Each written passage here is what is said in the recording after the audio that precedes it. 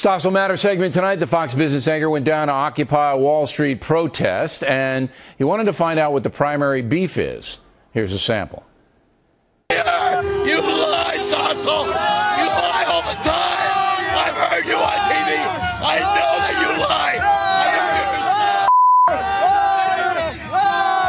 Shame on you! Shame on you! Shame on you! Shame on you! I'm here to stop Fox's corruption because you're all corrupt. How am I corrupt? Your whole station's corrupt. How? How? You're a puppet. That's what you are.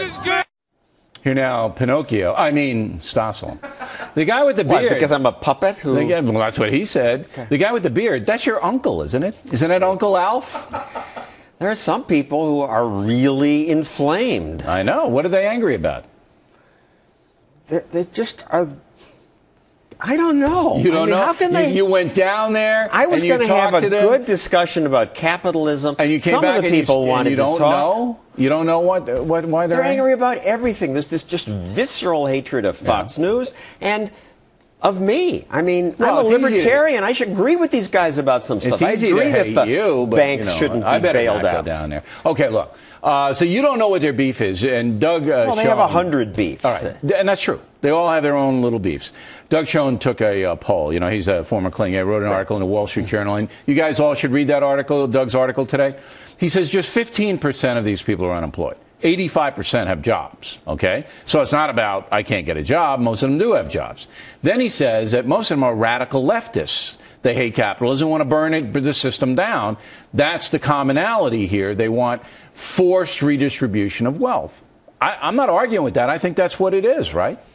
I think it is, and I don't think that's too different from what most Americans want. The polls show most people say tax the rich more. Well, that's a different thing. Taxing the rich is different from taking your stuff by force. 31% of these people say they would use violence to take your stuff. Third of them. I mean, that's creepy, but let's not do too much heavy breathing here. In 1920, the anti-capitalist protesters in the same place set off a bomb in front of J.P. Morgan and killed 30 people. Absolutely. This group has been peaceful so far. But here's it. You're a little younger than me or a little older? What? Older, sadly. You're older I than look I am. younger. Right. Well, you've had all that surgery. Anyway. Remember the Woodstock, Vietnam thing? All right? Yes. Were you one of those guys setting yourself on fire? I didn't go to Woodstock, but I had creepy long hair. Were you an anti-war guy? Yes. You were? Okay. I wasn't. I was over in England studying at the time, and I was kind of like looking at it. I knew that Johnson was not handling himself well. But there was a commonality there. There was we don't like the war, and we want to get out of there. And they actually won. The protesters actually won because public opinion turned against Johnson. And the Vietnam War, subsequently, it was wound down.